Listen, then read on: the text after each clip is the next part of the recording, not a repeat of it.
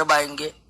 आपका काम होगा क्वेश्चन के उत्तर को ना सिर्फ याद करना बल्कि इतना याद करना कि उत्तर होंठ पर आ जाए, ठीक है। और परीक्षा में आप ध्यान रखिएगा, जितना क्वेश्चन करवा रहे हैं उससे बाहर पूछा नहीं जाएगा एकदम। आपको घर पर रिवाइज करना है, किसका करना है? प्रश्न का करना है, ठीक है। प्रश्न देखे फिर लगा कि इस प्रश्न में क्या है, तब थ्योरी पर जाएंगे। प्रश्नों को क्लिक कर एकदम याद रखना। जैसे सेल में कितना प्रश्न है? 137। तो आप सेल का रिवीजन कर रहे हैं तो 137 प्रश्न को देख लिए कि सारा याद है कि नहीं है। कुछ प्रश्न का कॉन्सेप्ट मान लीजिए आप भूल रहे हैं तो तुरंत थ्योरी पर चले गए।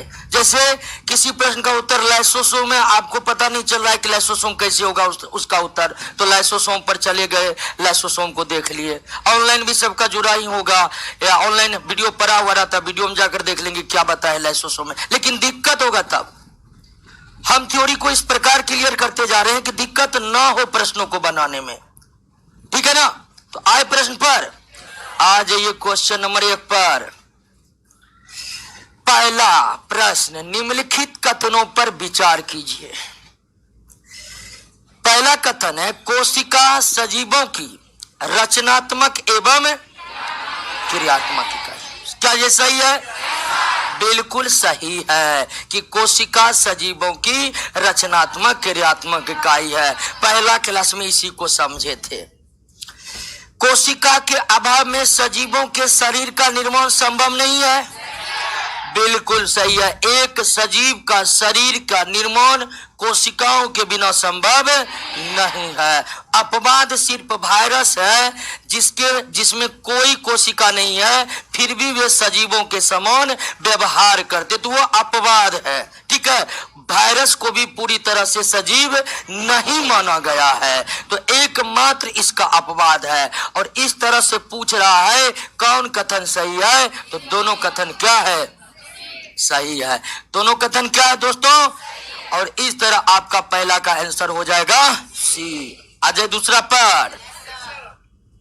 दूसरा, कोशिका के किस भाग को सम्मिलित रूप से साइटोसोम कहते हैं? कोशिका के किस भाग को सम्मिलित रूप से साइटोसोम कहते हैं? याद आ रहा है कि नहीं आ रहा है? बताए थे कोशिका का बंटवारा या कोशिका के संरचना का बंटवारा जीव द्रव और कोशिका झिल्ली के रूप में करते हैं अधिकांश जीव वैज्ञानिक। कुछ जीव वैज्ञानिक कोशिका का बंटवारा साइटोसोम और केंद्रक के रूप में करते हैं, साइटोसोम और न्यूक्लियस के रूप में करते हैं। तो साइटोसोम में क्या आता है? याद रखना है, न्यूक्लियस को छोड़कर सब कुछ आता है। न्यूक्लियस को छोड़कर सब कुछ आता है। कोशिका झिल्ली आता है, कोशिका द्रव आता है, कोशिका द्रव में स्थित कोशिकांग आता है, मतलब इनमें से सभी आता है। तो दूसरा का आंसर क्या होगा? डी होगा। दूसरा का आंसर क्लियर। आ जाए 3 पर। 3 पर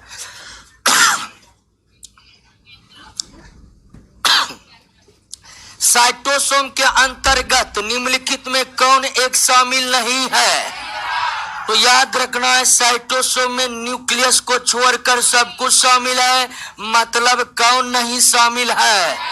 न्यूक्लियस शामिल नहीं है। यहाँ पर CD एक ही आ गया है, थोड़ा टाइपिंग मिस्टेक हो गया, डी में कुछ और रहता दोस्तों, ठीक है, जैसे कोशिका द्रव रहता। तो यहाँ पर BCD होगा, लेकिन साइटोसोम का हिस्सा न्यूक्लियस नहीं है। इस तरह से आपका तीसरा का आंसर क्या हो जाएगा? ए हो जाएगा। क्लियर? तीसरा प्रश्न क्लियर। आइए चौथा, कोशिका द्रव में स्थित जीवित रचनाएं। जब ये जीवित रचनाएं बोल दिया आंख मुनकर मार देंगे क्या? ऑर्गेनॉइड। जीवित के बाद पढ़ना ही नहीं है, रचनाएं जीवित उस मतलब ऑर्गेनॉइड, लेकिन ये गलत बात है। प्रश्नों को पूरा पढ़ना चाहिए दोस्तों, ठीक है। तो कोशिका द्रव में स्थित जीवित रचनाएं जिनमें बढ़ने तथा विभाजन की क्षमता होती है उसे क्या कहते हैं? ऑर्गेनॉइड। प्रश्नों को पूरा इसलिए बोले हैं कि कभी प्रश्न के सब कुछ सीधा सीधा रहेगा, लास्ट में नहीं लगा देगा, वहीं पर ना आप छोड़ दीजिएगा। अगर पर आइएगा कि मेरा तो प्रश्न सही है, 1 नंबर कैसे मेरा घट गया, अब माथा पीट रहे हैं। ये इसलिए घट गया कि हो सकता आप किसी प्रश्न को पूरा पढ़। परीक्षा में प्रश्नों को पूरा पढ़ना है, नहीं तो मेरिट में दिक्कत होगा। पीटी निकलेगा, मेंस निकलेगा, फिजिकल निकलेगा। प्रश्नों को पूरा नहीं पढ़ने का अंतिम रिजल्ट ये होता है मेरिट से बाहर, क्योंकि मेरिट में अधिकांश 1-2 नंबर के लिए छट जाते। आइए दोस्तों, 5 नंबर निम्नलिखित में कौन सी कोशिकीय रचना ऑर्गेनॉइड नहीं है?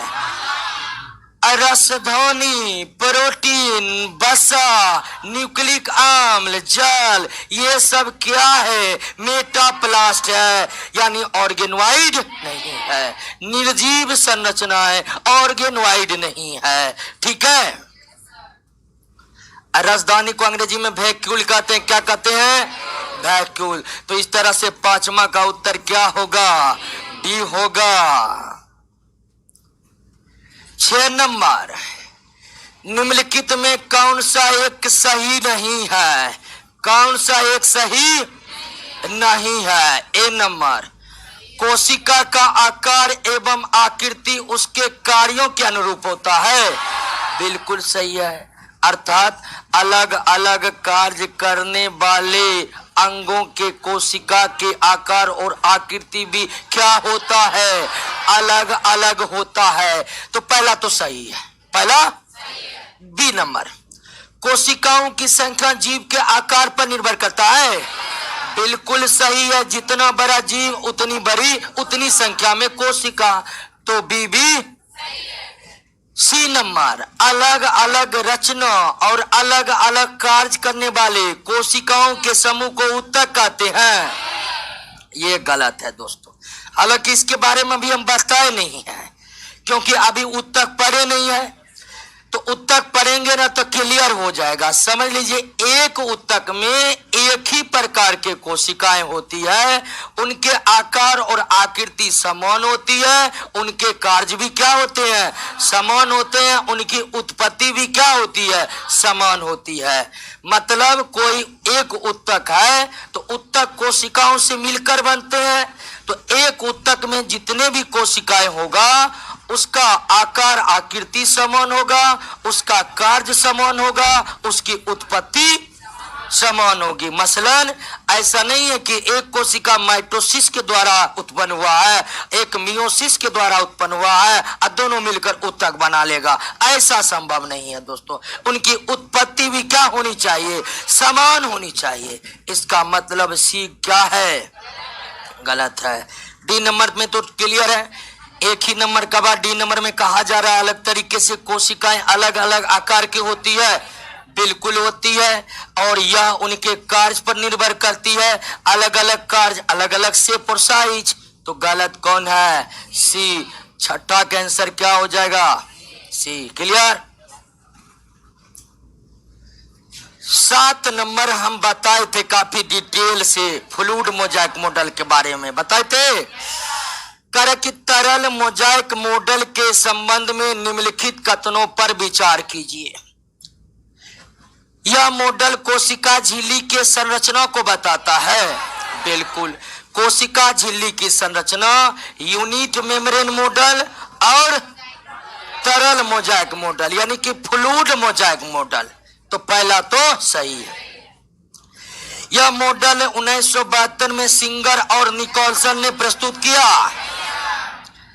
इस मॉडल के अनुसार कोशिका झिल्ली के संरचना में 2 फॉस्फोलिपिड अणुओं के परतों के बीच बीच गोलाकार प्रोटीन रहता है। सही है। तीनों कथन क्या है? इस तरह से 7 का आंसर हो जाएगा क्या? एक कोशिका झिल्ली की दूसरी क्या थी? Unit membrane model. Unit membrane model. ठीक है। ये मॉडल किसने दिया? रॉबर्टसन ने। किसने दिया? रॉबर्टसन ने दिया। और इसमें था कि 2 लेयर प्रोटीन के बीच एक लेयर क्या होता है? लिपिड। एक लेयर क्या होता है? लिपिड। ये क्या है आपका? प्रोटीन। तो ये भी याद रखिएगा कि कोशिका झिल्ली के संबंध में एक और मॉडल है यूनिट मेम्ब्रेन, जो रॉबर्टसन ने भिलाई, सीलिया तथा फ्लैजिला जैसी संरचना का निर्माण करती है। ये कोशिका झिल्ली करता है, कोशिका झिल्ली करता है। और ये दोस्तों प्रचलन अंग है। क्या है? एक कोशिकीय जीवों का प्रचलन अंग है।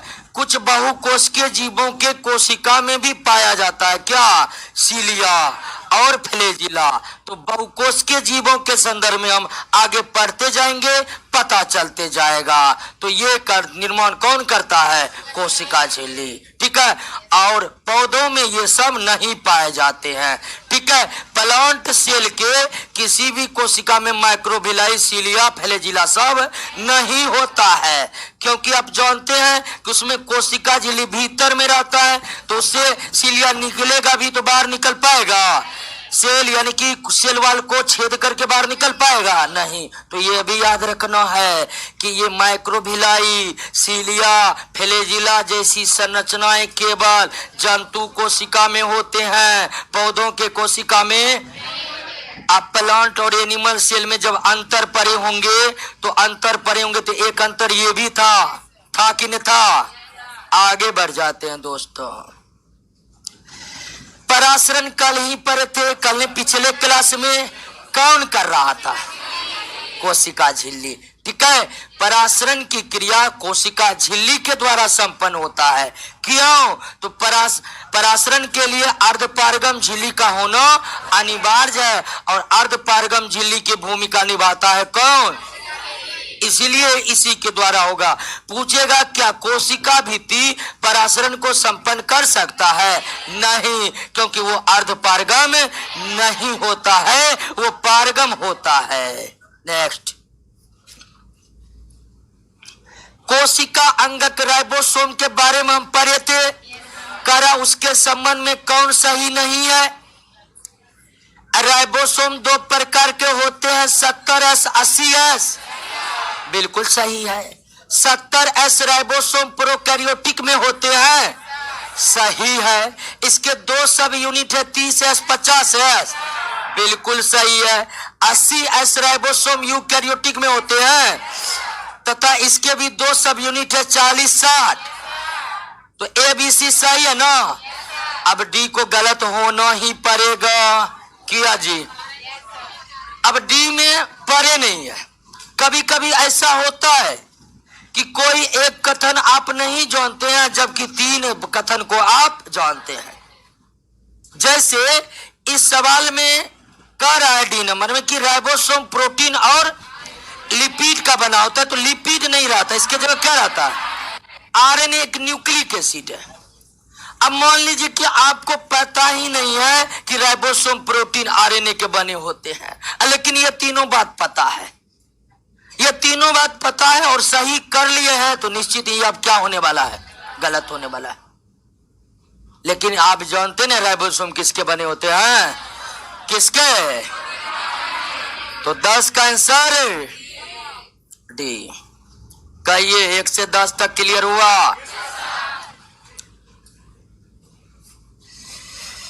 अब देखिए ये क्वेश्चन न बना होगा आपसे। ठीक है। प्रोकैरियोटिक कोशिका में माइटोकॉन्ड्रिया के सदृश कौन सी रचना पाई जाती है जो श्वसन तथा कोशिका विभाजन का कार्य करती है? यह है मीसोसोम। ये क्या है? अब ये मीसोसोम प्रोकैरियोटिक में होता है, यूकैरियोटिक में नहीं होता है। तो आपको याद रखना है कि श्वसन तो सब करेगा ना, जो भी सजीव है श्वसन करेगा। तो जो प्रोकैरियोटिक है वो भी श्वसन करेगा, लेकिन श्वसन संपन्न कहां होता है? माइटो। लेकिन प्रोकैरियोटिक में माइटोकॉन्ड्रिया नहीं होते हैं, उसके जगह पर क्या होते हैं? मीसोसोम होते हैं। क्या होते हैं? और यही प्रोकैरियोटिक कोशिका में श्वसन को संपन्न कराता है। 11 का आंसर क्या होगा? ए होगा। ए होगा। कोशिका के अंदर ग्लाइकोलिपिड, ग्लाइकोप्रोटीन निर्माण का सक्रिय स्थल कौन है? जी से ग्लाइको, जी से गोल्जी बॉडी बताए थे आपको हम। कभी कभी दूसरे तरीके से ये प्रश्न पूछ देगा, कह देगा कि कोशिका के अंदर ग्लाइकोलिपिड, ग्लाइकोप्रोटीन का संश्लेषण कहाँ होता है, तो भी आंसर क्या देंगे? हाँ, नहीं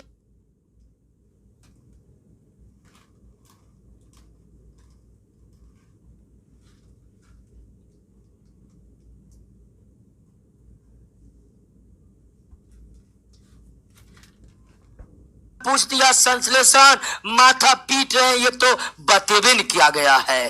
तो दोस्तों दोनों का मतलब एक ही है, संश्लेषण हो या निर्माण। क्लियर है ना?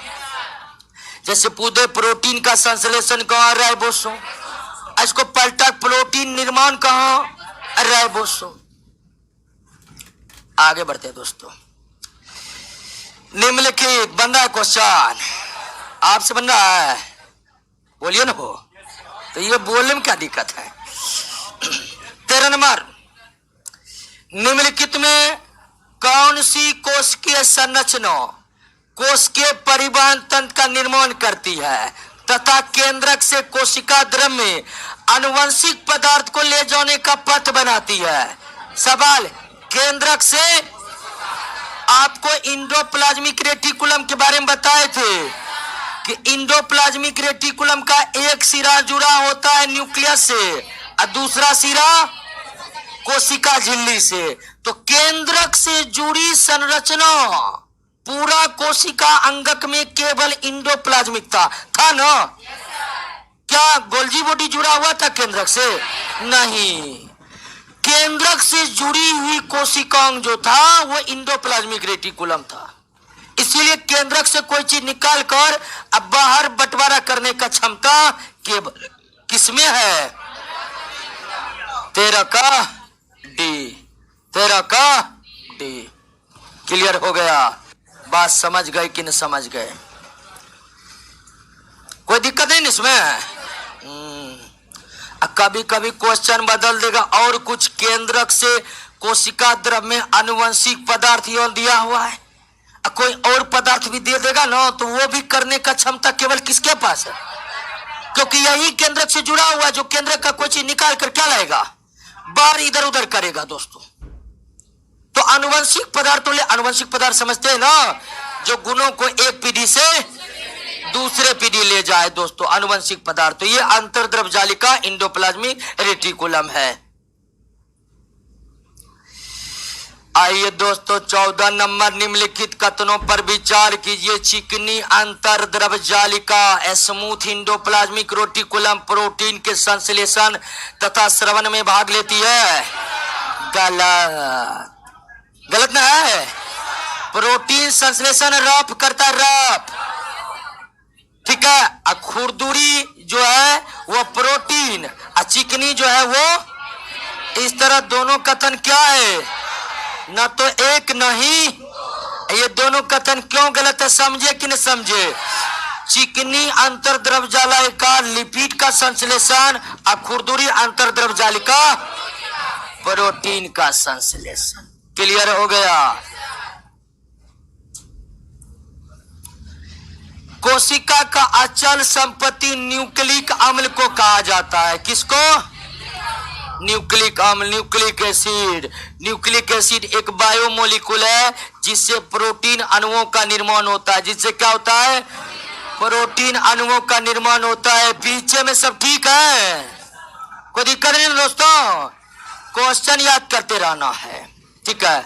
अब बहुत पीछे वाला जो है ना, अभी बहुत कुछ बोलेगा। अब आके बैठल है उधर से, एकदम एक से एक टॉनिक चलता होगा, वो वहां जाकर बैठ गया है ना। कल से हम यहाँ जाकर बैठेंगे क्या? इसीलिए कहते कि जिसका जहाँ पर जगह है वहीं पर नहीं। बहुत लड़का था सर, उसको बैठा दिए हैं, विशेष आदमी है क्या? ऐसा ऐसा बात सब चलने लगता है। आगे बढ़ते दोस्तों, ध्यान दीजिए, इसमें कोई कॉन्सेप्ट नहीं है, इसको डायरेक्ट याद रखना है। 15 का नहीं, ऐसे नहीं, अचल संपत्ति न्यूक्लिक अम्ल। अचल संपत्ति न्यूक्लिक अम्ल, अचल संपत्ति न्यूक्लिक अम्ल।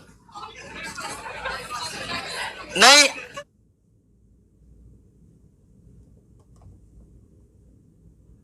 बहुत होता, इतना रट लेता है, इतना रट लेता है कि या थोड़ा भूलता ना। अच्छा, डी नंबर होगा, डी नंबर।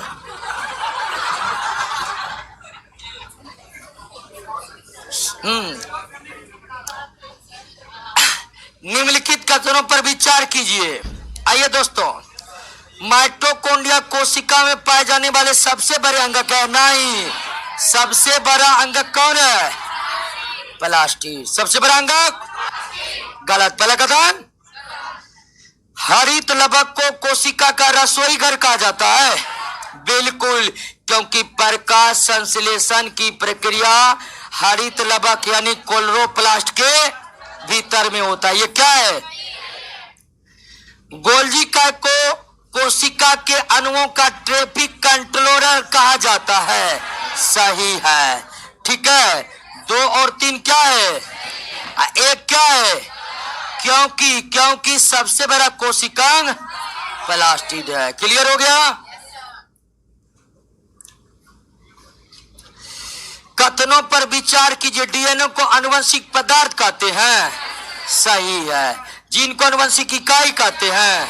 सही है। मतलब जीन आनुवंशिक पदार्थ नहीं है, डीएनए आनुवंशिक इकाई नहीं है। डीएनए आनुवंशिक पदार्थ है और जीन आनुवंशिक इकाई। ध्यान दीजिए, डीएनए और जीन और क्रोमोसोम 3 ऐसा चीज है जो हम नहीं पढ़े हैं सेल में।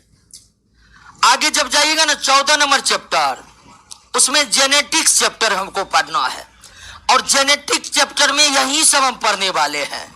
इसलिए सेल में हम ज्यादा डिस्कस नहीं किए क्रोमोसोम के बारे में। अब जेनेटिक्स चैप्टर जाकर देखिएगा घर पर 14 नंबर, तो जेनेटिक्स पढ़ेंगे ना तब और ठीक तरह से क्लियर हो जाएगा कि डीएनए आखिर आनुवंशिक पदार्थ क्यों है, क्या खूबी है डीएनए में, किसे आनुवंशिक पदार्थ कहते हैं। सारा चीज का उत्तर आपको मिल जाएगा। फिलहाल दोनों कथन क्या है? क्या हुआ? बड़ी मजा ले रहे हैं, ज्यादा समझ रहे हैं, कुछ नहीं समझ रहे हैं। अच्छा, क्योंकि मजा क्लास में 2 जगह आता है, जब कुछ नहीं समझ रहे हैं हो कर रहे हैं। अरे कोई पूरा समझ रहे हैं, पूरा समझ रहे हैं, सपना देख रहे हैं, उल्टा देंगे परीक्षा को। अब क्या 18 नंबर, इसमें तो आपको कोई दिक्कत नहीं हुआ होगा।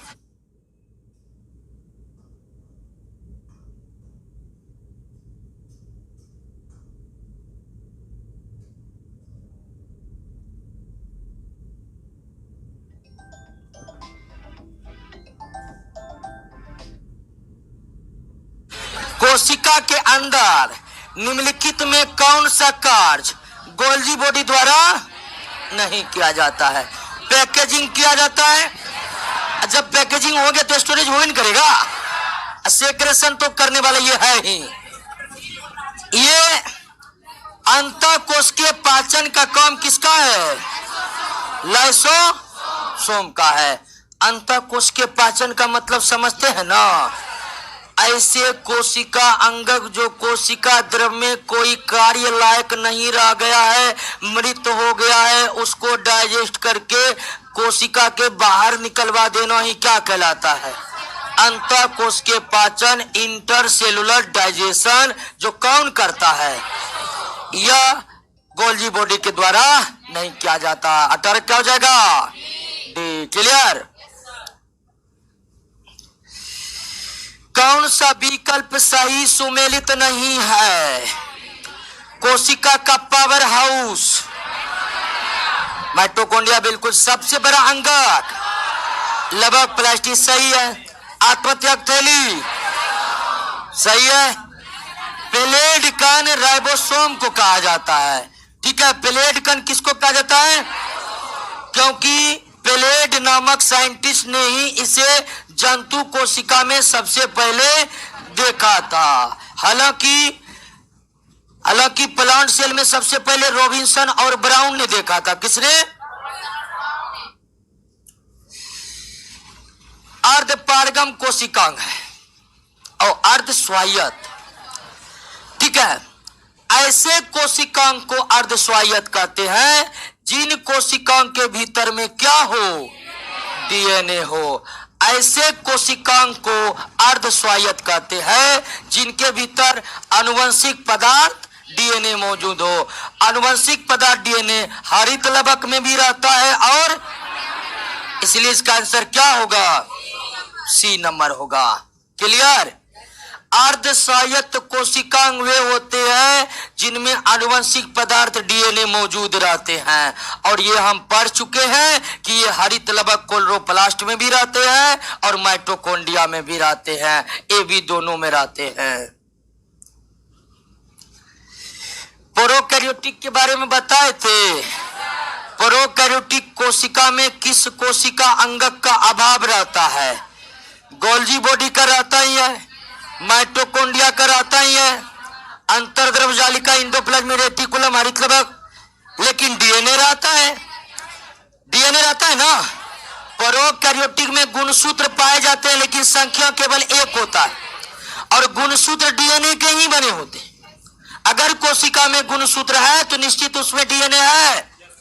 तो प्रोकैरियोटिक में गुणसूत्र पाए जाते हैं लेकिन उसकी संख्या एक। यूकैरियोटिक में गुणसूत्र हमेशा एक से, तो डीएनए प्रोकैरियोटिक में पाए जाते हैं, 1 2 3 4 नहीं पाए जाते हैं। 21 का आंसर हो जाएगा बी। क्लियर। निम्नलिखित में कौन सी रचनाएं पादप कोशिका में पाए जाते हैं परंतु जंतु कोशिका में नहीं।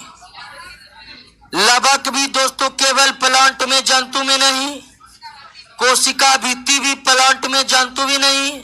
अब बड़ी रिक्तिका, लार्ज वैक्यूल भी केवल पौधे में, जंतु में।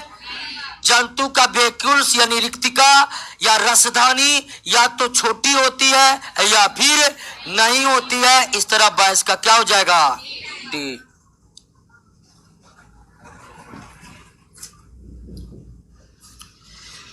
निम्नलिखित में कौन सी रचना जंतु कोशिका में पाए जाते हैं परंतु पौधे की कोशिका में नहीं।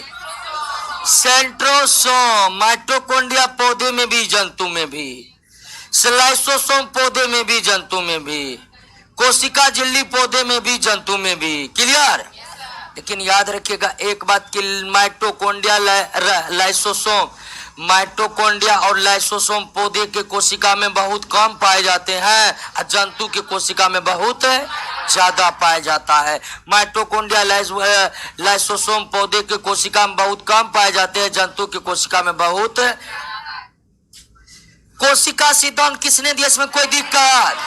स्लाइडेन और स्वान ने दिया था दोस्तों, स्लाइडेन और स्वान ने दिया था। Direct question.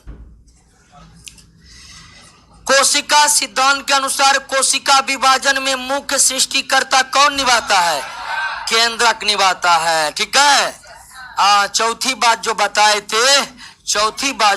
थे सेल थ्योरी का, वो यही था कि कोशिका विभाजन में मुख्य सृष्टिकर्ता, मुख्य क्रिएटर न्यूक्लियस निभाता है। कौन निभाता है, न्यूक्लियस। क्लियर हो गया।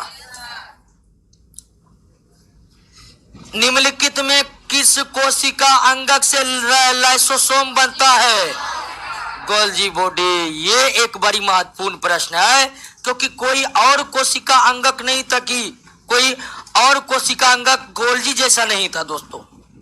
एकमात्र गोल्जी बॉडी ही ऐसा कोशिका अंगक है जो किसी अन्य कोशिका अंगक को बनाता है। ठीक है। नहीं तो हम किसी कोशिका अंगक के बारे में पढ़े थे कि ये कोशिका अंग इस कोशिका अंगक को निर्मित करता है, नहीं। ये खूबी केवल किसमें है, गोल्जी बॉडी में है। कोरोना चला गया, मास्क नहीं गया है ना जी। 27 नंबर।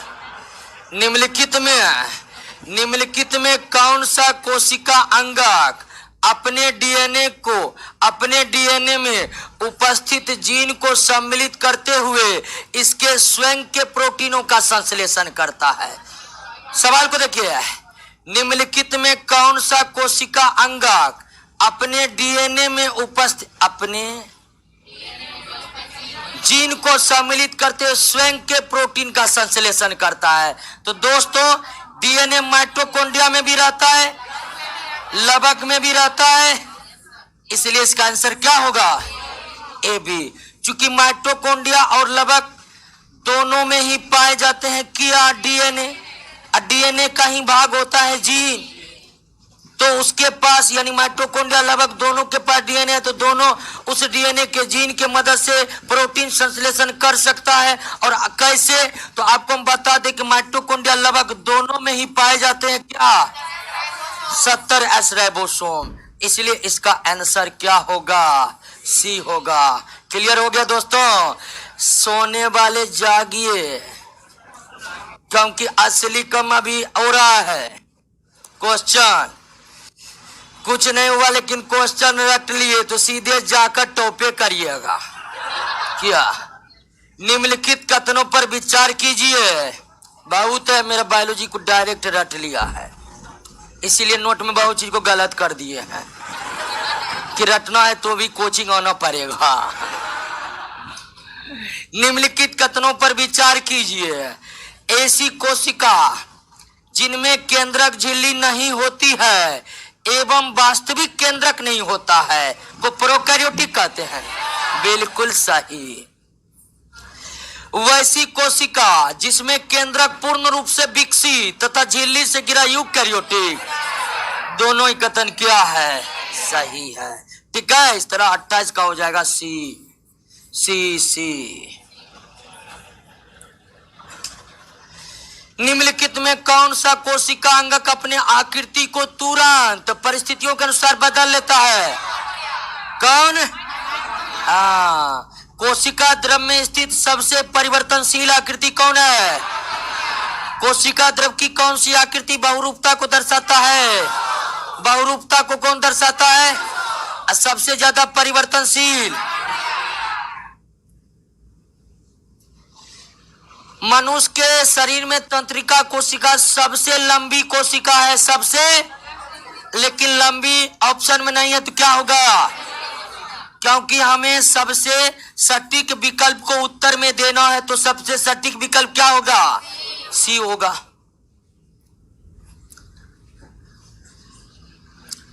एक प्रारूपिक कोशिका के अंतर्गत क्या आता है? प्रारूपिक को अंग्रेजी में फंक्शनल कहते हैं। एक कोशिका जो कार्य करने में सक्षम है वह मुख्यतः किनसे मिलकर बना होता है? साइटोसोम प्लस केंद्रक इक्वल टू कोशिका हो जाएगा कि नहीं है? हो जाएगा कि नहीं हो जाएगा? तो एक प्रारूपिक कोशिका के अंतर्गत साइटोसोम एवं केंद्रक आते हैं। साइटोसोम एवं केंद्रक आते हैं। क्या दोस्तों? साइटोसोम और केंद्रक आते हैं। सेंट्रोसोम विशेष रूप से भाग लेता है, कोशिका विभाजन में भाग लेता है। कोशिका विभाजन में भाग लेता है। कोशिका को यांत्रिक सहायता मैकेनिकल सपोर्ट किससे मिलता है? एंडोप्लाज्मिक रेटिकुलम से मिलता है, क्योंकि ये कंकाल तंत्र है। समझे कि नहीं समझे? हम जो खड़ा हो रहे हैं अपने हड्डी के बदौलत, यानी हम अपने अंत कंकाल के बदौलत। तो जो भूमिका मानव के शरीर में हड्डियों की है वही भूमिका कोशिका में इंडोप्लाज्मिक रेटिकुलम है। इंडोप्लाज्मिक रेटिकुलम कोशिका को भीतर से यांत्रिक सहायता अर्थात मैकेनिकल सपोर्ट प्रदान करते हैं। 70S प्रोकैरियोटिक में पाया जाता है, 80S यूकैरियोटिक में पाया जाता है। बिल्कुल सही। रंगीन लबक क्रोमोप्लास्ट, ठीक है। हरा लबक, श्वेत लबक ल्यूकोप्लास्ट। ग्रेनम बताए थे, ग्रेनम किसमें? हम कोलोप्लास्ट के पूरी संरचना को पढ़े थे कि नहीं? कोलोप्लास्ट डबल लेयर, भीतर के भाग को क्या कहते हैं? थैली के समान संरचना को क्या कहते हैं? Granum. Granum sorry thylakoid, thylakoid के समूह को तो ग्रेमन कोलोप्लास्ट का भाग है। प्लाज्मा झिल्ली को बनाता है लिपो प्लाज्मा झिल्ली का मतलब कोशिका झिल्ली कहिए या प्लाज्मा झिल्ली कहिए, बात बराबर है। तो ये लिपिड और प्रोटीन का बना होता है। लिपिड और प्रोटीन को सम्मिलित रूप से क्या कहते हैं? लिपोप्रोटीन कहते हैं। लिपिड और प्रोटीन को सम्मिलित रूप से। नेक्स्ट, प्रोटीन संश्लेषण राइबोसोम। प्रोटीन संश्लेषण राइबोसोम। क्रोमोसोम के अंतिम सिरा को क्या कहते हैं? देखिए ये तो नहीं बताए थे, और हम आपको बताए क्रोमोसोम हम जेनेटिक्स वाले में पढ़ेंगे। तो क्रोमोसोम की संरचना एक क्षण के समान होती है। इसके अंतिम सिरा को क्या कहा जाता है? टेलोमियर कहा जाता है। इसको भी हम क्या कहेंगे? टेलोमियर कहेंगे। टेलोमियर न्यूक्लियस के दोनों सिरा को आपस में जुटने नहीं देता है, तो टेलोमियर कहते हैं। क्रोमोसोम के दोनों ही अंतिम सिरा को क्या कहा जाता है? टेलोमियर कहा जाता है। क्या कहा जाता है? टेलोमियर कहा जाता है। क्लियर दोस्तों? नेक्स्ट, केंद्रक झिल्ली एवं माइटोकॉन्ड्रिया नहीं होता है, प्रोकैरियोटिक सेल में नहीं होता है। अब प्रोकैरियोटिक सेल से कौन बना होता है? बैक्टीरिया। बात को समझे कि केंद्रक झिल्ली एवं माइटोकॉन्ड्रिया प्रोकैरियोटिक में नहीं होता, और प्रोकैरियोटिक कोशिका से ही बना हुआ है कौन? बैक्टीरिया। क्लियर हो गया? बाकी शुक्राणु कोशिका, प्रोटोजोआ, स्पंज। स्पंज एक समुद्री जीव है जिसको पोड़ीफेरा समुदाय कहते हैं। अंतर्द्रव जालिका केंद्र है किसका? मुख्य केंद्र प्रोटीन संश्लेषण का है। अंतर्द्रव जालिका वसा का भी संश्लेषण करता है, लेकिन कोशिका के कोशिका द्रव के भीतर स्मूथ इंडोप्लाज्मिक रेटिकुलम से ज्यादा रफ इंडोप्लाज्मिक रेटिकुलम रहता है, और रफ इंडोप्लाज्मिक रेटिकुलम अपने सतह पर राइबोसोम को रख करके उससे प्रोटीन संश्लेषण करवाता है। तो इसलिए इसका आंसर डी होगा, इसका आंसर सी नहीं होगा। कंफ्यूज नहीं करना है, इसका आंसर क्या होगा? डी होगा।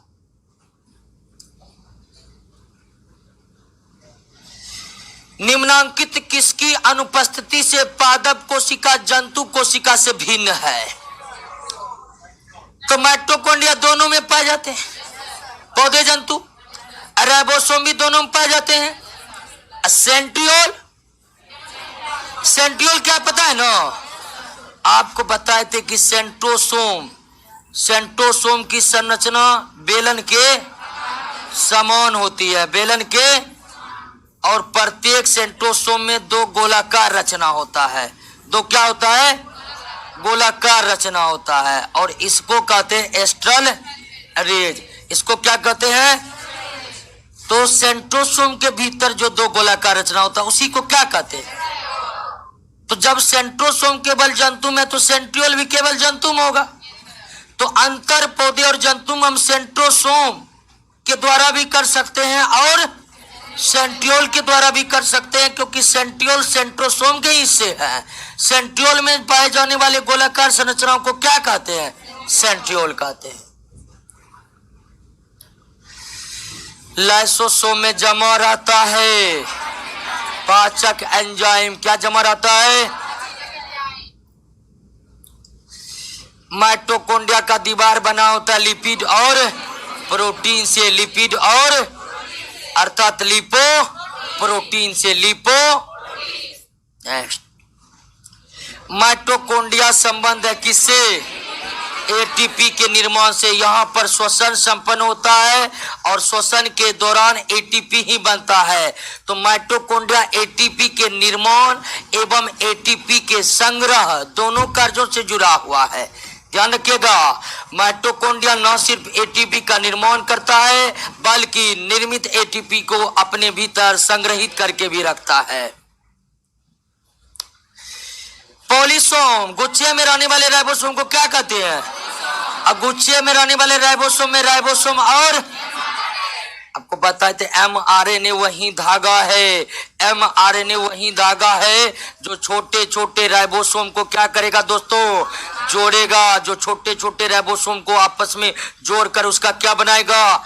गुच्छा बनाएगा, गुच्छा। इसीलिए polysome equal to ribosome plus mRNA. जीवित कोशिका के भीतर ऊर्जा का स्रोत, क्योंकि यहीं पर संपन्न होगा क्या? श्वसन। अब यहां पर कंफ्यूजन पैदा करने दे दिया क्या? एटीपी। तो दोस्तों एटीपी नहीं होगा, जीवित कोशिका के भीतर ऊर्जा का स्रोत माइटोकॉन्ड्रिया है। तरल mosaic model, unit membrane model, Robertson. Unit membrane model Robertson. कोशिका भित्ति पाई जाती किसमें? प्लांट सेल में पाई जाती है। किसमें? प्लांट सेल में पाई जाती है कोशिका भित्ति, प्लांट सेल में। अवर्णीय लवक यानी ल्यूकोप्लास्ट, भोज पदार्थ का। अवर्णीय लवक में भोज पदार्थ किस रूप में संचित रहते हैं? स्टार्च के रूप में संचित रहते हैं। स्टार्च के रूप में संचित रहते हैं। पुरकिंजन ने किसका खोज किया था दोस्तों? जीव द्रव प्रोटोप्लाज्म का खोज किया था। प्रोटोप्लाज्म का। जीव द्रव सम्मिलित रूप से बना होता है। कोशिका झिल्ली के भीतर जो कुछ भी है सब जीव द्रव का हिस्सा है। कोशिका झिल्ली के भीतर जो कुछ भी है सब जीव द्रव का। तो जीव द्रव में कोशिका झिल्ली के भीतर कोशिका द्रव है, न्यूक्लियस है और कोशिकांग है। ठीक है। कोशिका झिल्ली के भीतर क्या क्या है? कोशिका द्रव है। कोशिका द्रव में विभिन्न प्रकार के सेल ऑर्गेनल है, यानी कोशिका अंगक है और न्यूक्लियस है। तो तीनों आते हैं जीव द्रव में। तो तीनों तो है नहीं, तो आंसर मारिए क्या? ठीक है। कोशिका द्रव केंद्रक एवं कोशिका द्रव में पाए जाने वाले विभिन्न संरचनाएं सभी जीव द्रव का भाग है, लेकिन वो तो ऑप्शन है नहीं, इसलिए सबसे सटीक ऑप्शन आपका क्या है? बी। कोशिका झिल्ली बनी होती है लिपिड एवं प्रोटीन दोनों की, अर्थात लिपो प्रोटीन की बनी होती है कोशिका झिल्ली। अब कोशिका भित्ति सेलुलोज की बनी होती है। कोशिका भित्ति पौधों की कोशिकाओं को संरचनात्मक दृढ़ता किससे? क्योंकि पौधों की कोशिकाओं से जंतु के तुलना में जो मजबूत होते हैं उसका कारण है सेलवाल, और सेलवाल किसके बने होते हैं? इसीलिए संरचनात्मक दृढ़ता, स्ट्रक्चरल रेजिडिटी का गुण जो आता है वो सेलुलोज के कारण आता है। झिल्ली युक्त कोशिका, क्योंकि प्रोकैरियोटिक में पाया जाता है केवल राइबोसोम, जिसके ऊपर कोई झिल्ली नहीं होती है। किसी प्रकार की झिल्ली नहीं होती है। जीवाणु, वायरस में तो कोशिका ही नहीं होती है। ठीक है, जीवाणु होगा इसका आंसर। ठीक है, क्योंकि वायरस सजीव के परिभाषा में पूरी तरह फिट नहीं बैठते हैं, इसीलिए आंसर वायरस ना होगा, जीवाणु होगा। क्या होगा? ईआर के बाहरी झिल्ली के ऊपर अवस्थित रहते हैं, राइबोसोम उपस्थित रहते हैं। वसा एवं कोलेस्ट्रॉल का संश्लेषण, अब प्रोटीन संश्लेषण में मदद, ध्यान रखिएगा, वसा और कोलेस्ट्रॉल का संश्लेषण करता है यह, लेकिन यह प्रोटीन संश्लेषण नहीं करता है, बल्कि प्रोटीन संश्लेषण में मदद करता है। प्रोटीन संश्लेषण में नेक्स्ट राइबोसोम आरएनए एवं प्रोटीन के बने होते हैं। राइबोसोम आरएनए एवं प्रोटीन के बने होते हैं। गोल्जी उपकरण नहीं पाए जाते हैं, बिल्कुल सही। प्रोकैरियोटिक में भी नहीं पाए जाते, आरबीसी में नहीं। नील हरित शैवाल क्या है? एक प्रकार का जानते हैं, बैक्टीरिया है। इसका नाम क्या है पता है आपको? साइनोबैक्टीरिया को ही नील हरित शैवाल कहा जाता है। तो अगर ये बैक्टीरिया तो ये भी क्या है?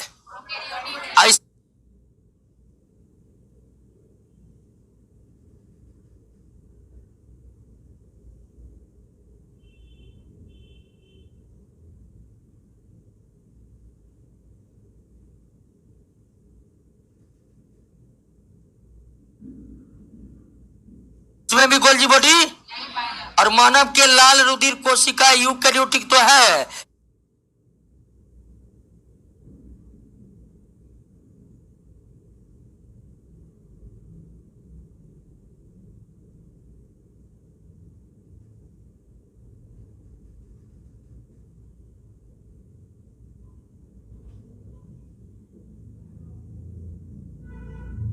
लेकिन इसका भी लक्षण प्रोकैरियोटिक की तरह होता है, तो ये सभी में नहीं पाया जाता दोस्तों।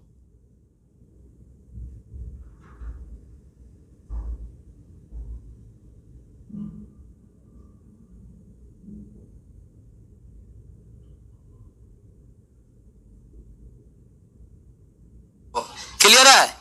हम लोगों के ब्लड में जो आरबीसी है, इस आरबीसी में भी राइबोसोम का अतिरिक्त कुछ भी नहीं पाए जाते हैं।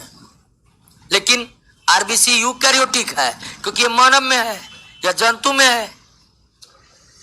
समांतर नलिकाओं या सिस्टर्नी के समूह को क्या कहते हैं? आपको एक बात बताई थी कि गोल्जी बॉडी के स्ट्रक्चर को डाल्टन और फेलिक्स ने सिस्टर्न 3 भागों में बांटा। उस भाग में एक क्या था? गोल्जी बॉडी के संरचना में जो मुड़े हुए छड़ थे, उस मुड़े हुए छड़ को ही क्या कहा जाता है? सिस्टर्नी कहा जाता है। क्या कहा जाता है? सिस्टर्नी। बहुत को नींद आ रहा है? जिसको नींद आ रहा है उसका क्या किया जाए? कैसे दरोगा बनेगा?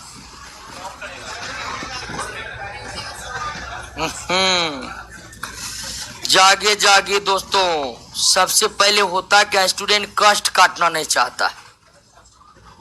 जब तक कष्ट नहीं काटेगा तब तक नौकरी संभव। कोई भी नौकरी करता है, पूछिए ना, वैसे नौकरी करने के बाद जो है आलतू फालतू बोलने लगता आदमी, लेकिन सही बात यह है, बड़ी कष्ट काट के पढ़ा जाता है दोस्तों। हाँ, तो कष्ट काटना जिंदगी में बहुत कष्ट है, लेकिन अभी कष्ट काटिएगा, पूरा लाइफ जो है एकदम मजे से बीतेगा। ठीक है? अभी जो सुख सुविधाओं पर जोर दीजिएगा कि एकदम सुख में रहना है, मजे से पढ़ना है, तो फिर दोस्तों बड़ी दिक्कत है। ठीक है? तो नींद लगेगा, वो स्वाभाविक है, लेकिन उस पर जो विजय प्राप्त किया वही नौकरी करेगा। 62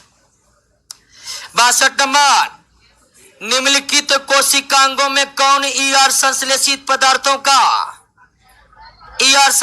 पदार्थों का संचयन, रूपांतरण, पैकिंग, जब पैकिंग की बात कर दिया गया है तो सीधे कहिए क्या? गोल्जी। पैकेजिंग का काम कोशिका के भीतर गोल्जी बॉडी का है। किसका है? गोल्जी बॉडी का है। लाइसोसोम को सर्वप्रथम किसने देखा? डी डबे ने देखा, क्रिश्चियन डी डबे ने देखा दोस्तों। देखा का मतलब खोजा भी है, ये नहीं कि कौन खोजा, तो उसमें दर पर आ रहे हैं। अरे डी डबे तो पढ़े हैं कि तो देखा था, खोजा कौन था? ठीक है, जो देखा था वही खोजा था। जीवाणु एवं वायरस से रक्षा करने वाला लाइसोसोम। क्रिस्टी कहाँ पाए जाते हैं? बिल्कुल, माइटोकॉन्ड्रिया के भीतरी दीवारों पर जो उंगली के समान संरचनाएं पाई जाती है। माइटोकॉन्ड्रिया के भीतरी दीवारों पर जो उंगली के समान संरचनाएं पाई जाती है, उसी को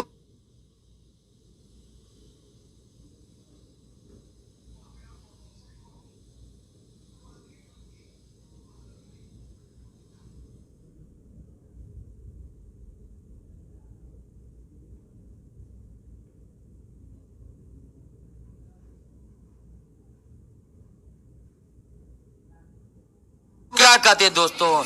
इसी क्रिस्टी में श्वसन वाला एंजाइम रहता है, जिसमें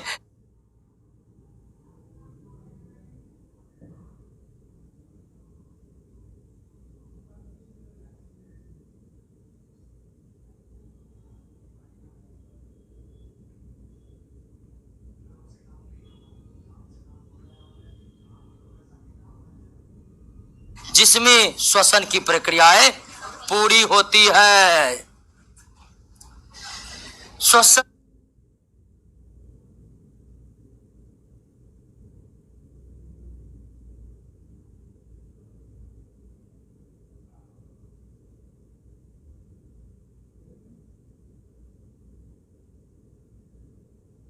से संबंधित एंजाइम कहाँ रहते हैं?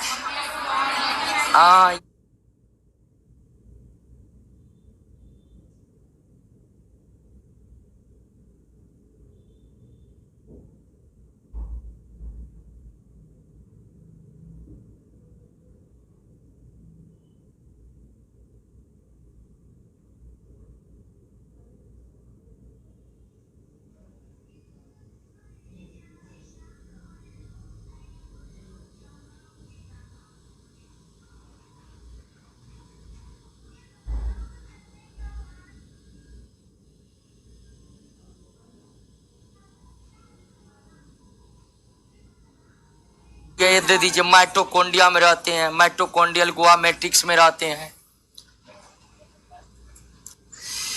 रंगहीन एवं श्वेत प्लास्टिड को,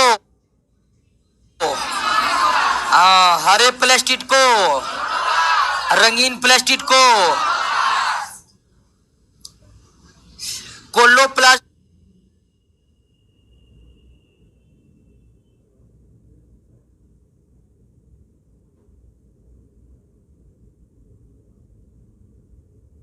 के भीतर पाए जाने वाले तरल युक्त गुहा को एस्ट्रोमा, कोलोप्लास्ट के भीतर पाए जाने वाले तरल युक्त गुहा को माइटोकॉन्ड्रिया के भीतर पाए जाने वाले तरल युक्त गुहा को माइटोकॉन्ड्रिया का मैट्रिक्स, ठीक है, मोसे माइटोकॉन्ड्रिया मोसे मैट्रिक्स नहीं, ये क्या दे दिया है?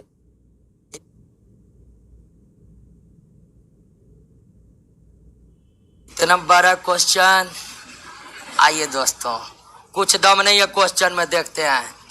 कोशिका कला यानी सेल मेम्ब्रेन, सेल मेम्ब्रेन को कोशिका झिल्ली भी कह सकते हैं, कोशिका कला भी कह सकते हैं।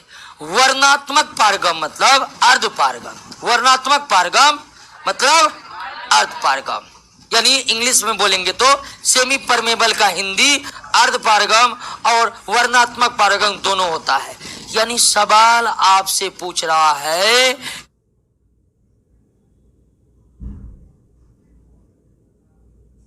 कि कोशिका झिल्ली अर्ध पारगम होती है क्योंकि, कोशिका झिल्ली अर्ध पारगम होता है क्योंकि, तो बताए हुए आपको कि कोशिका झिल्ली न तो सभी पदार्थों को कोशिका के भीतर जाने देती है और न ही सभी पदार्थों को कोशिका के बाहर निकलने देती है। कोशिका झिल्ली केवल उन्हीं पदार्थों को भीतर जाने देती है जिसकी जरूरत है और उन्हीं पदार्थों को बाहर निकलने देती है जिसकी जरूरत। क्लियर? समझ गए बात को? क्या होगा? पढ़िए आप जल्दी। डी होगा, बिल्कुल सही दोस्तों, डी होगा। यह कुछ अणुओं को अंदर बाहर की ओर संचलन कोशिका में होने देती है जबकि अन्य अणुओं के संचलन को रोक देती है। बिल्कुल सही है यही आंसर। न्यूक्लियस के बाद डीएनए कहां मिलता है? और लबक में। और किसमें? लबक में। माइटोकॉन्ड्रिया में भी मिलता है और लबक में भी मिलता है, माइटोकॉन्ड्रिया में भी मिलता है और लबक में। निम्नलिखित पोषकों में कौन सा एक पौधों की कोशिका भित्ति का संरचनात्मक घटक है? कैल्शियम, क्योंकि कोशिका विभाजन के बाद, पौधों में कोशिका विभाजन के बाद कोशिका भित्ति के निर्माण हेतु अनिवार्य रूप से किसकी जरूरत होती है? इसीलिए कैल्शियम को कोशिका भित्ति का संरचनात्मक घटक कहते हैं, क्योंकि इसके अभाव में कोशिका भित्ति का निर्माण संभव। कौन सा कोशिका अंग अर्ध पारगम है? कोशिका झिल्ली, प्लाज्मा झिल्ली को क्या कहते हैं? कोशिका झिल्ली, प्लाज्मा झिल्ली एक ही बात है। आंसर ए बी दोनों होगा। अब कहिएगा परीक्षा में ये क्वेश्चन आ जाएगा तब क्या होगा? टेंशन नहीं लेना है, कैंसिल हो जाएगा। ठीक है। कोशिका के बारे में निम्नलिखित में कौन सा सही नहीं है? कोशिकाओं के आकार और अमा विशिष्ट कार्य से संबंधित होते हैं। बिल्कुल, अलग अलग कार्य, अलग अलग आकृति। कुछ कोशिका के बदलते आकार होते हैं। बिल्कुल, हमारे रक्त के ही WBC आकार बदलते रहते हैं। सही। प्रत्येक कोशिका में निष्पादन की अपनी क्षमता होती है। बिल्कुल, हर कोशिका हर कार्य को नहीं कर सकता, उनके काम करने की अपनी एक क्षमता होती है। 3 सही है, तो इसका मतलब चौथा क्या है? कर सभी देह ऊतक में एक ही प्रकार की कोशिका नहीं, अलग अलग। फेफड़ा में जो कोशिका वही लीवर में भी है नहीं, अलग अलग है, क्योंकि कार्य अलग अलग है। तो ये डी गलत है, सरासर गलत है। निम्नलिखित में सबसे छोटी कोशिका माइकोप्लाज्मा गैलीसेप्टिकम, ये प्रकार का बैक्टीरिया है। कोशिकीय आणविक जीव विज्ञान केंद्र कहाँ है? हैदराबाद में। यहाँ कोशिका के संबंध में नित्य नए नए रिसर्च होते रहते हैं, नए नए बात सामने आते रहते हैं। कोशिका का जीवित अंश जीव द्रव कहलाता है और जीव द्रव में कोशिका झिल्ली के भीतर का सब कुछ आता है, यानी कोशिका द्रव आता है, केंद्रक द्रव आता है और अन्य कोशिकांग आता है। क्लियर? यही प्रश्न में इससे पहले कुछ और ऑप्शन था, तो वहां हम उसी के मुताबिक आंसर दिए, लेकिन यहाँ पर आंसर क्या होगा? डी होगा। यहाँ पर आंसर क्या होगा? डी होगा। सर्वाधिक संख्या में गुणसूत्र पाए जाते हैं ओपियोग्लोसम में। दोस्तों ओपियोग्लोसम एक प्रकार का क्या है? प्लांट है, और इसमें कितना पाया जाता है गुणसूत्र? हाँ, यानी 1260। हमारे वैज्ञानिकों ने अब तक कोई ऐसे सजीव का खोज नहीं किया है जिसमें इससे ज्यादा क्रोमोसोम मौजूद हो। मानव में 23 जोड़ा 46 होता है, इसमें देखिए 1260, 630 पे। तो ओपियोग्लोसम एक पौधा है, पौधा, प्लांट। वास्तविक केंद्रक किसमें नहीं रहेगा? लगता है क्वेश्चन रिपीट मोड में है। रिपीट मोड में क्या है जानते हैं? क्योंकि 2 बार एग्जाम में पूछा है, 2 बार, इसीलिए 2 बार। इलेक्ट्रॉन सूक्ष्मदर्शी का खोज, नवल एवं सूक्ष्मदर्शी का खोज जेड जेंसेन और एच जेंसेन, और इलेक्ट्रॉन सूक्ष्मदर्शी का खोज अंतःप्रदर्भ जालिका की खोज पोर्टर, कोलमैन और तो इसमें नाम केवल किसका है? पोर्टर का। इसमें नाम केवल किसका है? और का नाम है ही नहीं, तो आंसर क्या होगा? बी होगा। Porter, Claude, Kalman. तो क्लाउड और कलमैन है ऑप्शन में? है ही नहीं। गुणसूत्र शब्द किसने? वाल्डेयर ने। ठीक है, गुणसूत्र का खोज किसने किया था? हॉफमिस्टर ने। गुणसूत्र का खोज हॉफमिस्टर ने खोज कर इसका नाम रखा था न्यूक्लियर फिलामेंट। क्या रखा था? ठीक है, गुणसूत्र का खोज जो किया था हॉफमिस्टर ने किया था, लेकिन हॉफमिस्टर ने गुणसूत्र का नाम क्या रखा था? Nuclear filament. आगे चलकर वाल्डेयर ने इसका नाम न्यूक्लियर फिलामेंट से बदल करके क्या रखा? क्रोमोसोम रखा। क्लियर हो गया? कोशिका को एक निश्चित रूप प्रदान करता है। कोशिका भित्ति होगा, नहीं कोशिका झिल्ली होगा। निश्चित रूप प्रदान करता कौन? कोशिका भित्ति तो सब कोशिका में रहता भी नहीं ना है, इसीलिए आंसर कोशिका झिल्ली होगा। कोशिका भित्ति का काम कोशिका झिल्ली को सुरक्षा देना है और पौधे की कोशिका को मजबूत बनाना है। कोशिका द्रव में उपस्थित, ध्यान दीजिएगा, महीन, शाखित, झिल्लीदार और नलिकाओं का जाल। ये क्या है? अनियमित नलिकाओं का जाल के समान संरचना कोशिका द्रव में कौन होता है? अंतर्द्रव जालिका होता है। काहे उठ बैठ कर रहे हैं? आगे देखिए, आप लोग आगे देखिए। बैठियो आराम से, कितना बढ़िया बैठल थे तो वहां से उठ गया है। ठीक है, हाँ, एकदम ये बच्चा वाला हो गया। बच्चा से ना गाँव से में प्रवचन होते रहता है तो एकदम उठ उठ के पहले आगे पहुंचेगा। क्या? धीरे धीरे ऐसा किए है। प्रोटीन निर्माण का सक्रिय स्थल क्या है? राइबोसोम है। अब प्रोटीन संश्लेषण का भी सक्रिय स्थल क्या हो जाएगा? राइबोसोम हो जाएगा। क्या हो जाएगा? राइबोसोम। कौन सा कोशिकांग केवल पादप कोशिका में? सभी। रिक्तिकाएं भी, रिक्तिका तो जंतु कोशिका में होता है, लेकिन इसको भी दे सकते हैं क्योंकि मुख्य रूप से दोस्तों, मुख्य रूप से किसमें रहते हैं? पादप कोशिका में, प्लांट सेल में ही रहते हैं, तो इनमें से सभी हो जाएगा इसका आंसर। कोशिकीय श्वसन श्वसन। प्रोकैरियोटिक कोशिका में श्वसन वाला अंगक मीसोसोम मीसोसोम। ल्यूकोप्लास्ट मुख्यतः पाए जाते हैं जड़ों एवं भूमिगत तनों में, जड़ों एवं भूमिगत तनों में पाए जाते हैं।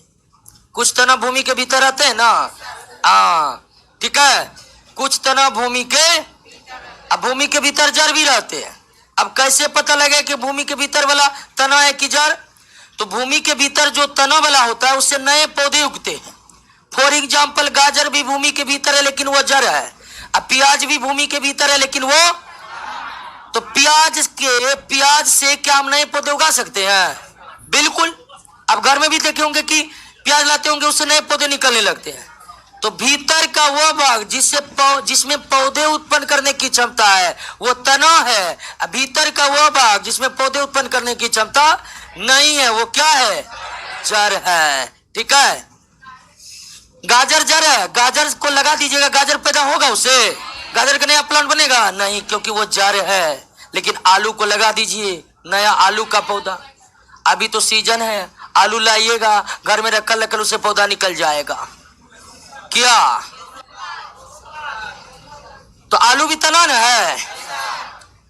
वैसे ये चीज समझने के लिए 12 number chapter,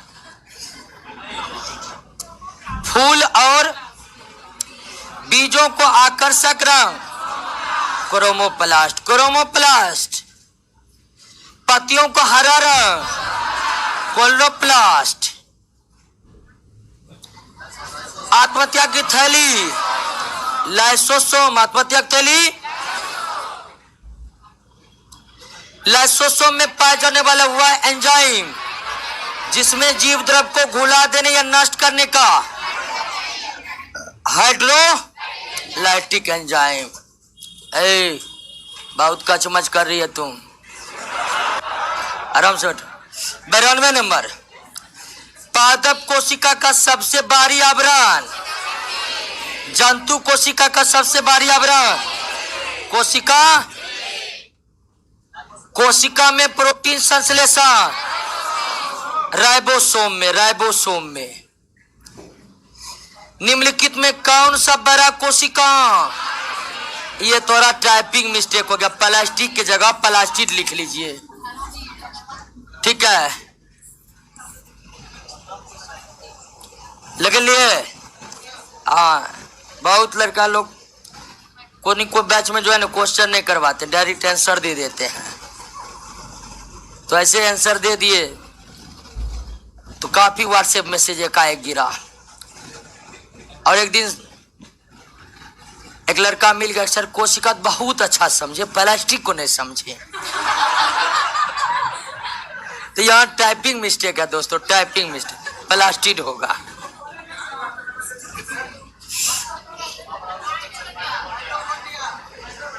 power house mitochondria. यदि माइटोकॉन्ड्रिया काम करना बंद कर दे तो श्वसन की प्रक्रिया पूरी, और श्वसन का मतलब भोजन का ऑक्सीकरण। श्वसन की प्रक्रिया में भोजन का ऑक्सीकरण ही होता है। ऑक्सीकरण मतलब ऑक्सीजन से संयोग।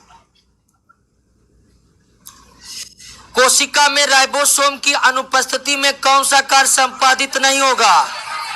प्रोटीन संश्लेषण नहीं होगा, क्योंकि यही काम करता है राइबोसोम। कौन सा रचना जंतु कोशिका को वनस्पति यानी पौधों की कोशिका में विभेदित करती है? सेंट्रियोल। एक लोग को काट दीजिए, सेंट्रियोल। यहां देखिए सेंट्रोमियर है, ये गुणसूत्र में पाई जाने वाली संरचना है, ठीक है। सेंट्रियोल हम बताए थे ना, सेंट्रोसोम के भीतर में। ऐसा ही प्रश्न और था एक, लेकिन उसकी प्रकृति कुछ अलग थी। तो यहां सेंट्रियोल होगा जो सेंट्रोसोम के भीतर में पाए जाते हैं। सेल नाम किसने दिया? रॉबर्ट हुक ने। सेल को किसने खोजा? जिसने खोजा वही नाम दिया, आप याद रखिएगा। न्यूक्लियस रॉबर्ट ब्राउन ने खोजा था। डीएनए का डबल हेलिक्स मॉडल वाटसन एवं में। अब बाकी जानते हैं डबल हेलिक्स मॉडल को जेनेटिक्स वाले चैप्टर में ही हम पढ़ेंगे क्या।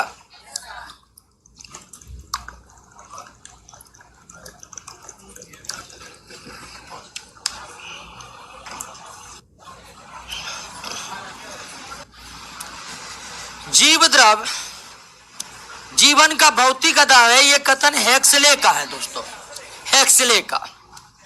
ठीक है, भौतिक आधार का मतलब जीव द्रव नहीं तो कोशिका मृत। आपको बताए थे कि कोशिका जीवित है या मृत है, ये कोशिका के भीतर के तरल पदार्थ जिसे हम जीव द्रव कहते हैं उसी पर निर्भर करता है। जीव द्रव है तो कोशिका जिंदा है, और जीव द्रव सूख गया कोशिका। तो जीव द्रव ही वास्तव में कोशिका के लिए अनिवार्य अवयव है, उसी के बदौलत कोशिका जिंदा है और उसी के बदौलत सजीव जिंदा है। इसीलिए जीव द्रव जीवन का भौतिक आधार है। जीव द्रव का खोज एवं नामकरण किसने किया? पुरकिंजे ने। जीव द्रव का खोज एवं नामकरण किसने किया? माइटोकॉन्ड्रिया किसमें अनुपस्थित? क्योंकि जीवाणु कौन कोशिका बने होते हैं? प्रोकैरियोटिक, इसीलिए इसमें माइटोकॉन्ड्रिया। माइटोकॉन्ड्रिया का भीतरी वलन क्रिस्टी। भीतरी वलन क्या कहलाता है? भीतरी गुहा मैट्रिक्स। कोशिका भित्ति पारगम। कोशिका झिल्ली या अर्ध पारगम चयनात्मक पारगम, एक के मीनिंग हुआ। लाइसोसोम का कार्य है अंतःकोशिकीय पाचन। अंतःकोश के पाचन क्या समझ गए ना? कौन सा अंग प्राय जंतु कोशिका में उपस्थित नहीं होता है? लबक, प्लास्टिड। प्रोग्राम सेल डेथ, समझिएगा, प्रोग्राम सेल डेथ यानी प्रोग्रामिंग करके सेल को मृत कर देना, मार देना। देखिए, हर सेल की अपनी एक प्राकृतिक आयु होती है, उसके बाद वे मृत हो जाते हैं। उदाहरण के लिए आप आरबीसी का आयु पढ़े होंगे 120 दिन होता है। 120 दिन के बाद आरबीसी कोशिकाएं मृत हो जाते हैं। तो हर सेल की अपनी एक आयु होती है, लेकिन जब हम सेल को कृत्रिम तरीके से व्यवस्था बनाकर मृत करेंगे तो वही कौन क्या कहलाता है? Programme cell death. इसका इस्तेमाल तब होता है जैसे कैंसर के रोग में कुछ ऐसे कोशिकाएं बनने लगते हैं शरीर में जिनको शरीर की जरूरत उल्टे हानि है उन कोशिकाओं से। तो वैसे कोशिकाओं को विभिन्न प्रकार के रेडियोलॉजी का इस्तेमाल करके क्या किया जाता है? मृत कर दिया जाता है। इसी को हम क्या कहेंगे? Programme cell death. सीधा अथवा कृत्रिम तरीके से सेल को क्या करना? मार देना। और यह प्रक्रिया एपोप्टोसिस कहलाता है। एपोप्टोसिस कहलाता है। एपोप्टोसिस कहलाता है दोस्तों। क्लियर है? कोई दिक्कत नहीं ना? प्रोग्राम सेल डेथ की जरूरत कब पड़ती है? जब शरीर में ऐसे कोशिकाएं बने जिसकी जरूरत शरीर को, खासकर कैंसर की बीमारी में यही होता है। वे कोशिकाएं बनने लगते हैं शरीर में जिनकी जरूरत। कौन सा कोशिकांग प्रोटीन संश्लेषण में महत्वपूर्ण भूमिका निभाता है?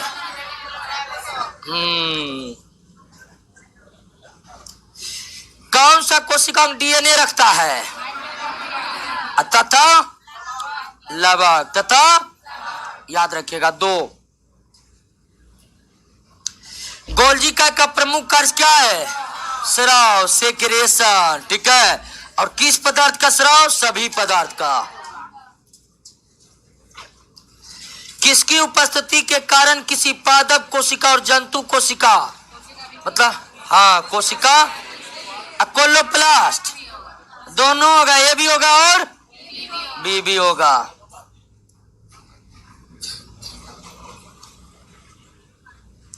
क्वेश्चन मिस्टेक है। निम्नलिखित में किसने यह मूल अवधारणा प्रस्तुत की थी कि सभी जीव कोशिकाओं के बने होते हैं? स्लाइड इन और यह थोड़ा सही कर लीजिए, मिस्टेक हो गया है। स्लाइड इन और स्वान, 2 और 4, 2 और 4 सही कर लिए। स्लाइड इन 80% से अधिक जल पाए जाते हैं, जल पाए जाते हैं। परासरण की परिभाषा बताए थे, अधिक सांद्रता से कम की कम सांद्रता से अधिक। तो एक अर्ध पारगम कला से होकर कम से अधिक सांद्रता की ओर विलायक मतलब जल का प्रवाह। परासरण में एक जगह से दूसरी जगह केवल कौन जाते हैं, किधर से किधर जाते हैं। या इसको दूसरे तरीके से भी परिभाषित कर सकते हैं, जल अपने अधिक वाले क्षेत्र से अपने, क्योंकि जिधर कम सांद्रता है वो कम गाढ़ा है, कम गाढ़ा मतलब पानी अधिक। तो 2 तरह से परिभाषित किए थे। यहां इसका आंसर क्या होगा, सी। अधिक लवण वाले विलयन यानी हाइपरटोनिक, लवण अधिक है तो विलयन ज्यादा सांद्र होगा, हाइपरटोनिक होगा। कोशिका रखने पर वो क्यों सिकुड़ जाती है, क्योंकि जल वायु परासरण द्वारा बाहर निकल जाती है। हाइपरटोनिक सॉल्यूशन बताए थे कि नहीं, इसलिए फिर से नहीं बताने वाले हैं, आगे बढ़ते। यदि एक कोशिका आकार में न्यूनीकृत, आकार में, तो सॉल्यूशन यही, जो प्रश्न यही है उसी को दूसरा जगह से पूछा है इसमें। तो विलयन कैसा, हाइपरटोनिक। न्यूनीकृत मतलब सिकुड़ना, न्यूनीकृत मतलब, तो कोशिका को किस विलयन में रखने पर वो सिकुड़ेगा, हाइपरटोनिक। फैलेगा किसमें, कुछ नहीं होगा।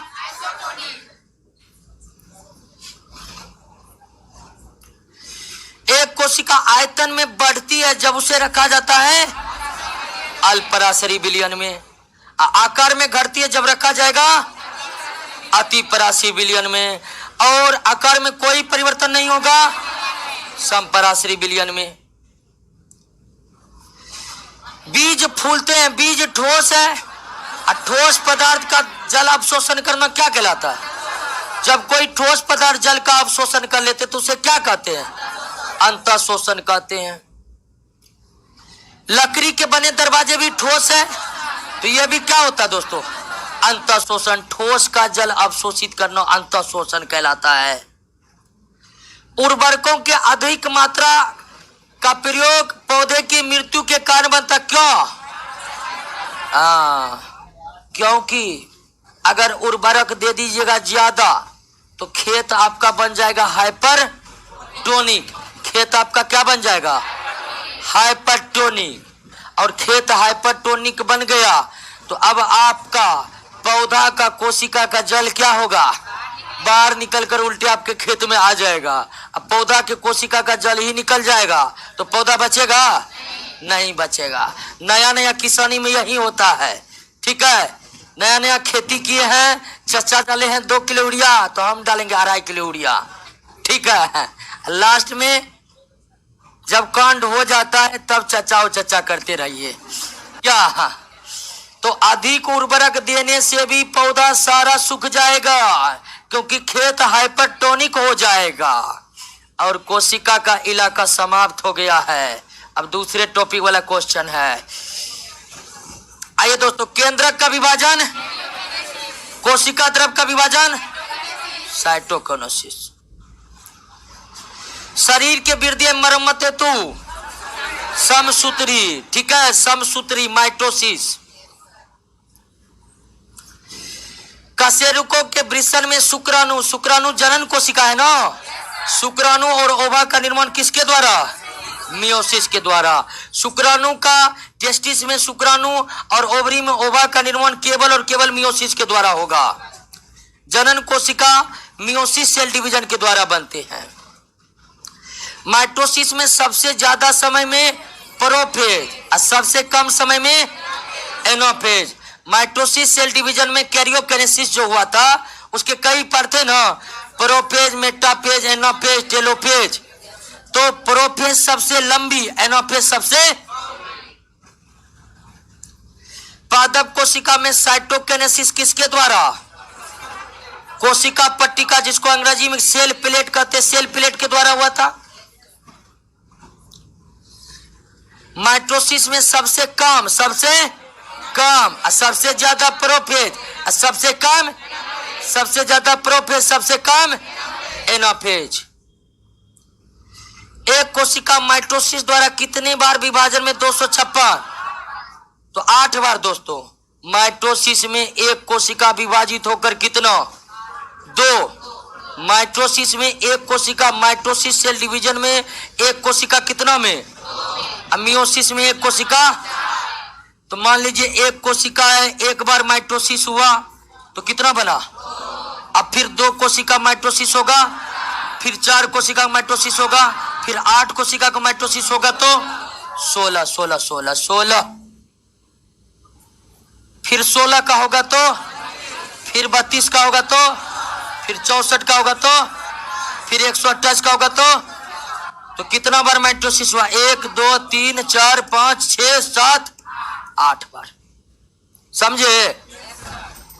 तो एक कोशिका में माइटोसिस होना शुरू होगा तो 8 बार में कितना कोशिका बन जाएगा, क्योंकि एक कोशिका का माइटोसिस हुआ तो वो कितना बना लिया, अब तो 2 कोशिका है, अब दोनों माइटोसिस करने लगेगा तो वह 4 बना लेगा, फिर वह 4 करने लगेगा 8 बना लेगा, इस तरह 8 बार से कितना हो जाएगा, 256।